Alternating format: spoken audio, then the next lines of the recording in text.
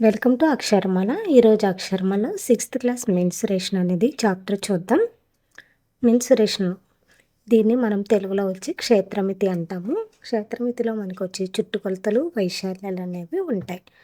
ఏదైనా పటం ఇచ్చి వాటి యొక్క చుట్టుకొలతలు కనుక్కోవాలంటే ఏ విధంగా కనుక్కుంటాం? అసలు చుట్టుకొలత అంటే ఏంటి ఒకసారి చూద్దాం. ఇక్కడ ట్రయాంగిల్, క్రాస్, ప్యారలలోగ్రామ్ ఇచ్చాడు కదా, వీటి యొక్క చుట్టుకొలతలు ఏ విధంగా కనుక్కోవాలి చూడు. ఫర్ ఎగ్జాంపుల్ ట్రయాంగిల్ ఉంది. ఇక్కడ ట్రయాంగిల్లో ఎస్ అనే పాయింట్ ఉంది కదా, ఎస్ అనే పాయింట్ నుంచి మనం స్టార్ట్ అయ్యి ఈ చుట్టూ ఇక్కడికి తిరిగి ఒకసారి తిరిగి రావడానికి ప్రయాణించిన ఈ దూరాన్ని, అంటే ఎస్ నుంచి స్టార్ట్ అయ్యి సరిహద్దు వెంబడి ఒకసారి తిరిగి చుట్టూ ప్రయాణించి మళ్ళీ ఎస్ అనే పాయింట్కి చేరుకోవడానికి పట్టిన ఈ దూరాన్ని ఏమంటారంటే చుట్టుకొలత అంటారు. సింపుల్గా చెప్పాలంటే చుట్టూ ఉండే కొలతని చుట్టుకొలత అంటారు. అంటే సరిహద్దు వెంబడి ఒక్కోసారి పూర్తిగా ప్రయాణించడానికి పట్టిన ఈ దూరాన్ని ఏమంటారంటే చుట్టుకొలత అంటారు. మరి చుట్టుకొలతను ఏ ఏ సందర్భాల్లో ఉపయోగిస్తారంటే డైరెక్ట్గా చుట్టుకొలతను కనుక్కోండి అనివ్వచ్చు, లేదా ఎలా ఇస్తాడంటే ఒక రైతు ఉన్నాడు. ఆ రైతు తన పొలానికి కంచె వేయాలి అనుకున్నాడు. అయితే అతనికి ఆ పొలానికి కావలసిన తీగ యొక్క పొడవు ఎంత అంటాడు. అటువంటి సందర్భంలో మనం చుట్టుకొలతను కనుక్కోవాలి. ఇంకా ఒక వ్యక్తి తన ఇంటికి ప్రహరీ గోడ నిర్మించాలనుకున్నాడు. ఇటువంటి సందర్భాల్లో కూడా మనం చుట్టుకొలతను కనుక్కోవాలి. చూడండి, చుట్టుకొలత డెఫినేషన్ వచ్చి చుట్టుకొలత అంటే ఒక సంవృత పటం యొక్క సరిహద్దు వెంబడి ఒకసారి పూర్తిగా తిరగడానికి ప్రయాణించిన దూరాన్ని ఏమంటారంటే చుట్టుకొలత అంటారు. చుట్టుకొలతకు కానీ వైశాల్యాలకు కానీ యూనిట్స్ ఏంటంటే సెంటీమీటర్స్ ఇస్తే సెంటీమీటర్స్ రాయాలి, మీటర్స్ ఇస్తే మీటర్స్ అనేవి రాయాలి. నెక్స్ట్ ఇక్కడ చుట్టుకొలతకి ఎగ్జాంపుల్ సమ్స్ ఇచ్చాడు, ఒకసారి చూడండి. థర్డ్ సమ్ వచ్చి మీరా 150 మీటర్స్ పొడవు మరియు 80 మీటర్స్ వెడల్పు ఉన్న పార్కుకు వెళ్ళింది. ఆమె దాని సరిహద్దు వెంబడి ఒకసారి పూర్తిగా తిరిగింది. ఆమె ప్రయాణించిన దూరం ఎంత? చూడండి, సరిహద్దు వెంబడి ఒకసారి పూర్తిగా తిరిగింది అంటే ఏం కనుక్కోవాలి? చుట్టుకొలత అనేది కనుక్కోవాలి. ఉంది పొడవు ఎంత ఇచ్చాడు? 150 మీటర్స్ ఇచ్చాడు. వెడల్పు 80 మీటర్స్. ఇది ఏ రూపంలో ఉంది? ఒక రెక్టాంగిల్ షేప్లో ఉంది. లెంత్ వచ్చి 150 మీటర్స్, పొడవు వచ్చి 150, వెడల్పు వచ్చి 80 మీటర్స్. ఇప్పుడు చూడండి, ఇది దీర్ఘచతురస్రాకారంలో ఉంది కాబట్టి దీర్ఘచతురస్రంలో ఎలా ఉంటాయి? ఎదురెదురు భుజాలు సమానంగా ఉంటాయి. అంటే రెండు పొడవులు సమానంగా ఉంటాయి, వెడల్పులు కూడా సమానంగా ఉంటాయి. అంటే రెండు పొడవులు రెండు వెడల్పులు l plus b plus b అంటే రెండు పొడవులు సమానం, అంటే 2L + 2B. ఇందులోంచి 2 అనేదాన్ని కామన్ తీయండి. 2 కామన్ తీస్తే మనకేముంటుంది? 2 × L + B. అంటే దీర్ఘచతురస్రం యొక్క చుట్టుకొలత ఫార్ములా ఏంటి? 2 × L + B. మీరు దీర్ఘచతురస్రం ఇచ్చినప్పుడు ప్రతిసారి చుట్టూ కొలవకుండా 2 × L + B అనే ఫార్ములా వేసేసి చుట్టుకొలతను కనుక్కోండి. అంటే దీర్ఘచతురస్రంలో రెండు పొడవులు సమానంగా ఉంటాయి, రెండు వెడల్పులు సమానంగా ఉంటాయి కాబట్టి చుట్టుకొలతకి ఫార్ములా వచ్చి 2 × L + B. ఇప్పుడు 2 పొడవు ఎంత ఇచ్చాడు మనకి? 150 ప్లస్ వెడల్పు వచ్చి ఎంత ఇచ్చాడు? 80 మీటర్స్. అంటే 2 × 150 + 80. 150 + 80 ఎంత? 230. 230 × 2 అంటే 460 మీటర్స్. ఆమె మొత్తం ఎంత దూరం ప్రయాణించింది? మొత్తం 460 మీటర్స్ అనే దూరాన్ని ప్రయాణించింది. ఇక్కడ మీటర్లు ఇచ్చాడు కాబట్టి మీటర్లు రాస్తున్నాం. నెక్స్ట్ ఎగ్జాంపుల్ సమ్ చూడండి. ఫోర్త్ వచ్చి దిగువ పటాల యొక్క చుట్టుకొలతను కనుక్కోండి. ఫోర్త్ క్వశ్చన్లో ఏ సమ్ చూడండి. ABCD అనే ఒక రెక్టాంగిల్ ఇచ్చాడు. ఈ రెక్టాంగిల్ యొక్క చుట్టుకొలతను కనుక్కోమన్నాడు. AB పొడవు వచ్చి ఎంత? 40 సెంటీమీటరు, BC వచ్చి 10 సెంటీమీటర్స్. మనం డైరెక్ట్గా వేసేయచ్చు, లేదంటే AB ఎంత? 40 సెంటీమీటర్స్, 40 ప్లస్ BC వచ్చి 10 ప్లస్ CD వచ్చి మళ్ళీ 40, DA వచ్చి 10. ఎంత? 40 + 10 50, 50 + 40 90, 90 + 10 100. ఈ రెక్టాంగిల్ వచ్చి ఎంత వచ్చింది మనకి 100 సెంటీమీటర్స్. యూనిట్స్ వచ్చి మనకి సెంటీమీటర్స్ ఇచ్చాడు కాబట్టి సెంటీమీటర్స్ అని రాయాలి. నెక్స్ట్ బి అనేది చూడండి. ఏబిసిడి అనేది ఉంది కదా. బి క్వశ్చన్ చూడండి. క్వశ్చన్లో ఉన్నటువంటి ఫిగరు మనకి ఒక స్క్వేర్ షేప్లో ఉంది. స్క్వేర్ షేప్లో ఉంటే స్క్వేర్లో అన్ని భుజాలు సమానంగా ఉంటాయి.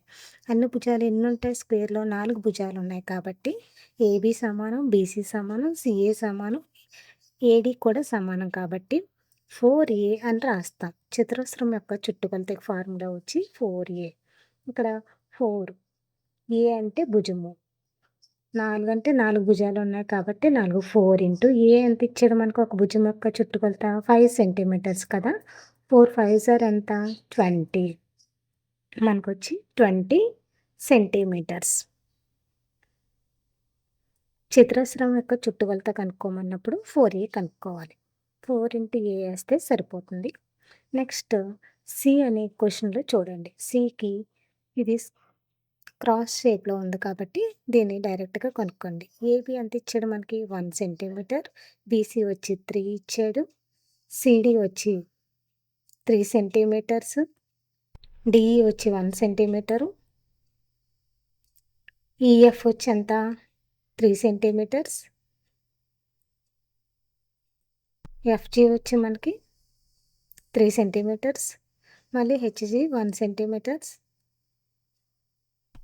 హెచ్జి 1 సెంటీమీటరు, మళ్ళీ హెచ్ఐ ఎంత 3 సెంటీమీటర్స్, ఐజే ఎంత 3 సెంటీమీటర్స్, జేకే వచ్చి 1 సెంటీమీటర్స్, కేఎల్ వచ్చి 3 సెంటీమీటర్స్, ఏఎల్ వచ్చి మనకి 3 సెంటీమీటర్స్. చుట్టుకొలత అంటే ఈ చుట్టూ ఉండే కొలతని మనం చుట్టుకొలత అంటాం కదా. చూడండి, ఏబి అంటే ఏ నుంచి స్టార్ట్ అయ్యి మళ్ళీ తిరిగి ఏకు చేరడానికి పట్టిన దూరాన్ని ఏమంటారంటే చుట్టుకొలత అంటారు. ఒకసారి చూడండి, 1 + 3 ఎంత 4, 4 + 3 7, 7 + 1 8, 8 + 3 11, 11 + 3 14, 14 + 1 15, 15 + 3 18, 18 + 3 21, 21 + 1 22, 22 + 3 25, 25 + 3 ఎంత 28 సెంటీమీటర్స్. మనకి క్రాస్ వచ్చి ఎంత అంటే 28 సెంటీమీటర్స్. నెక్స్ట్ క్వశ్చన్ చూడండి. డి క్వశ్చన్ వచ్చి మనకి ఏబి వచ్చి 100 సెంటీమీటర్, బీసీ 120, సిడి వచ్చి 90, డిఈ వచ్చి 45, ఎఫ్ఏ వచ్చి 80 సెంటీమీటర్స్. ఒకసారి చుట్టూ కొలత అంటే చుట్టూ ఉండే కొలతనే కదా. 100 ప్లస్ చూడండి, 100 + 120 అంటే 220, 220 + 90 అంటే ఎంత వచ్చింది మనకి? 220 + 90 అంటే 310, 310 + 45 అంటే 310 + 45 అంటే 355 అవుతుంది. 355 + 60 ఎంత వస్తుంది మనకి? 5, 11, 415, 415 + 80 అంటే 495, మనకొచ్చి 495. మొత్తం ఆన్సర్ వచ్చి ఎంతంటే 495 సెంటీమీటర్స్. నెక్స్ట్ చూడండి, దీర్ఘచతురస్రం యొక్క చుట్టుకొలత. ఇక్కడ కొన్ని ఎగ్జాంపుల్ సమ్స్ ఇచ్చాడు. డైరెక్ట్గా దీర్ఘచతురస్రం యొక్క చుట్టుకొలతకి ఫార్ములా ఏంటి? 2 × L + B అన్నాం కదా. ఈ ఫార్ములాను ఉపయోగించి దీని యొక్క చుట్టుకొలతని కనుక్కోండి. ఏబిసిడి ఆకారంలో ఉన్న దీర్ఘచతురస్రం యొక్క పొడవు 15 సెంటీమీటర్లు, వెడల్పు వచ్చి 9 సెంటీమీటర్లు అయినా దాని యొక్క చుట్టుకొలత ఎంత అన్నాడు. చుట్టుకొలత అంటే ఫార్ములా ఏంటి? 2 × L + B. 2 ఇంటూ పొడవు ఎంత ఇచ్చాడు మనకి? 15 ప్లస్ వెడల్పు ఎంత ఇచ్చాడు మనకి? 9 సెంటీమీటర్లు. 15 + 9 ఎంత? 2 ఇంటూ 15 + 9 అంటే 24. 2 24 ఎంత? 48.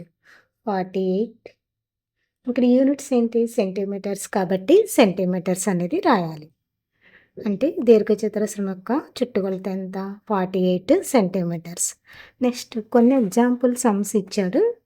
ఈ టేబుల్‌లో దీని యొక్క చుట్టుకొలతను కనుక్కోండి. చూడండి, దీర్ఘచతురస్రం యొక్క పొడవు వచ్చి 25 సెంటీమీటర్స్, వెడల్పు వచ్చి 12 సెంటీమీటర్లు అయితే దీని యొక్క చుట్టుకొలతను కనుక్కోండి. ఇక్కడ ఒక సమ్ చేసేసాడు కదా, సెకండ్‌ది మీరు చేయండి. సెకండ్ చూడండి, పొడవు ఎంత ఇచ్చాడు? 0.5, వెడల్పు వచ్చి 0.25. అంటే ఫార్ములా ఏంటి మనకి? 2 ఇంటూ పొడవు ప్లస్ వెడల్పు 0.5 ప్లస్ 0.25.